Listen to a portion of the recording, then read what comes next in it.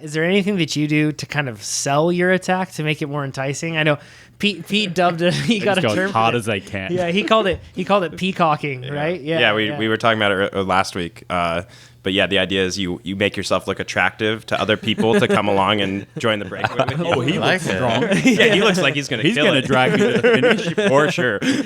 Is there anything that you guys do to try to sell a move or like entice other people to come with you? I mean, I think also like we do talk to each other during the race. Like even other teams, like you want to talk to another strong team there that has a full team that's not going to chase it back. But you want to talk to a dude that you feel like you're going to beat if it comes down to a sprint, right? Yeah.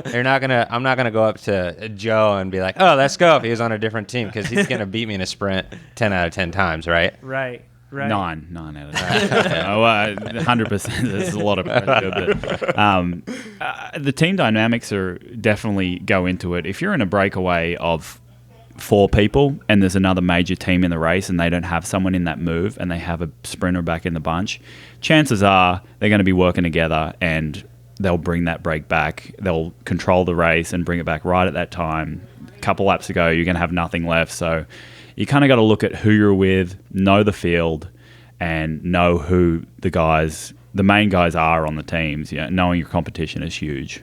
So in an ideal scenario, do you have this is probably too much of a general term, but like equal representation of strong teams with you in a break? Would that be more ideal? Oh, yeah. I mean, like, if you find yourself in a breakaway with some team or person you've never recognized before, never seen at a race, like, I'm not going to be too confident, like, that we're going to stay away, right? So if you're up there with another big USA crit team or something like that, or if we have 2 and it turns into a numbers game too. Numbers game and like team wise. But you're definitely looking for someone that you recognize and know that can help you go to the finish line. If there's like the same guy winning the last 3 local races off the front with 2 other guys and he attacks and he has 2 other guys with him, like that's a great opportunity. Right. You have a pretty good chance of like joining that success rate. So you could just pay attention all the time and the recent races, how they're winning the races and what they're doing,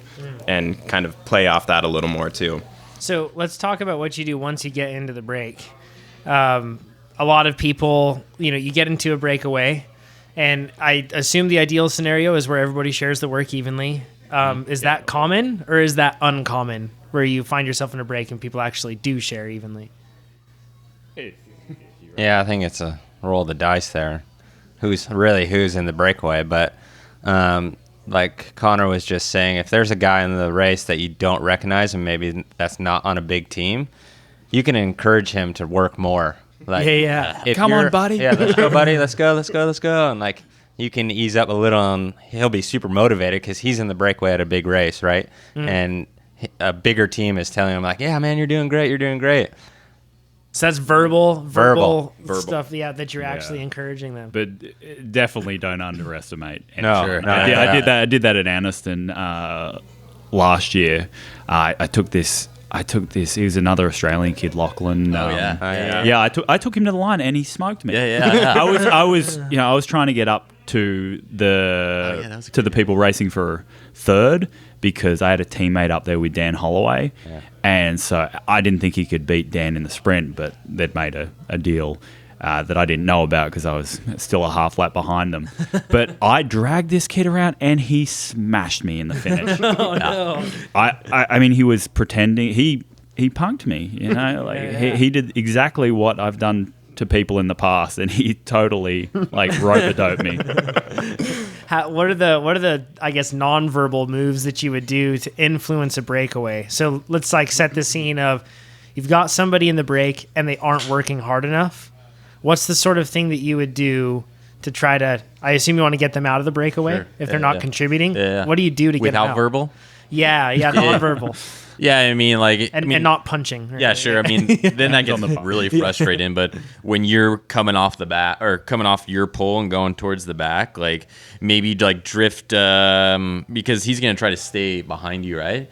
Open up a gap, kind of maybe going into a corner or something. Maybe hit your brakes a little bit or rub up next to him or something like that. I mean, at that point, I'd be verbal. I mean, Yeah. it's gonna be hard to. But yeah, I mean, especially if you have another teammate in that break and there's also someone not working, it's easy to have one of your guys like come off and try to bring that guy off the back, right? Okay. So you slot in and that dude's right behind you. Maybe you open up a gap and like, I'm happy because I have a dude up there, right? Yeah. And so then he has to spend the energy to come around and close that, and you just keep doing that over and over again. You take a free ride on Yeah, his wheel. It's yeah, almost like exactly. your own little rotating Yeah, baseline on the baseline. So I feel like you also have to let him know that you're willing to go back to the field. Yeah. Like Yeah. if he's not going to pull, it's like, oh, I'm gonna stop pulling as well. I have 5 teammates back here ready to go on the next attack, and he might be by himself or have a small team. So it's like, I'm not going to pull you to the line. Like I'm going to sit up. So then he's going to sit up and we're going to go back to the field.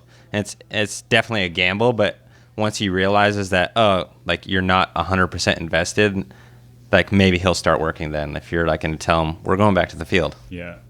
Yeah, I mean, you're just always trying to improve your chances of winning the race.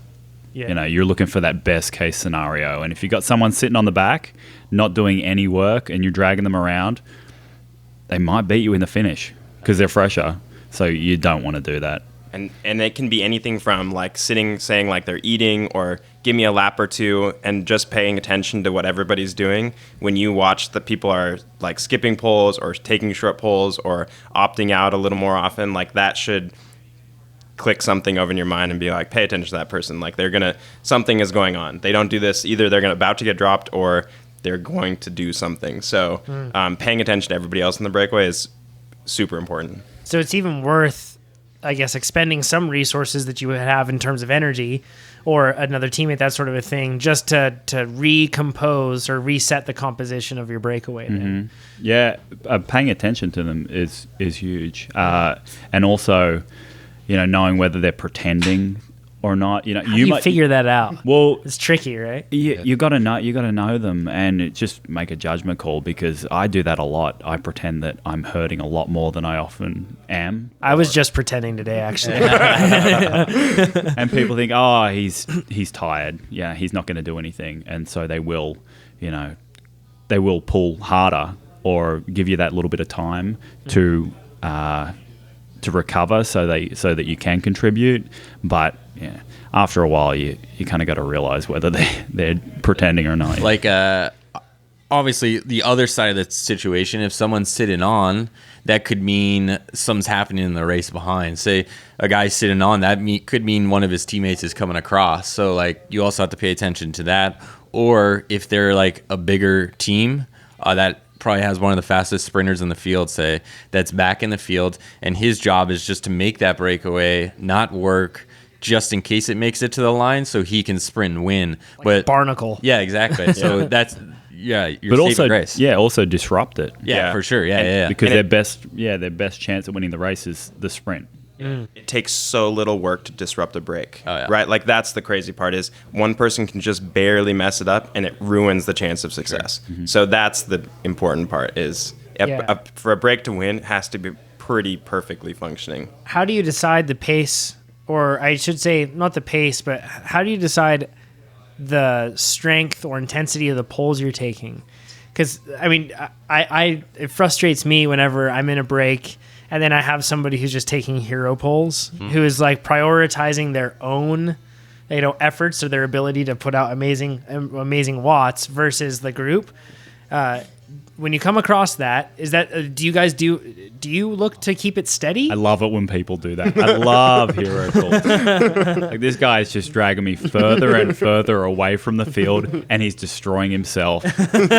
So you're okay awesome. with it? Yeah, absolutely. Sometimes people get too excited when they get in the breakaway. Sure. Oh, I'm in the breakaway, because it is hard to make the breakaway. Yeah, you're gonna miss it more often than you're gonna. Well, except for you two. You guys manage to make it every single race. Yeah. Normally, you try, and some of the time you make it, but most of the time, it doesn't work out. And the pace shifts over the course of the breakaway. Yeah. So the first 5 or 10 minutes of the breakaway is super important to go as hard as you pretty much can, and then it's slowly dialing it back to win. But to that first 5 or 10 minutes is so important to go pretty much everybody's going as hard as they can to create the separation that's required to then be able to play the breakaway game.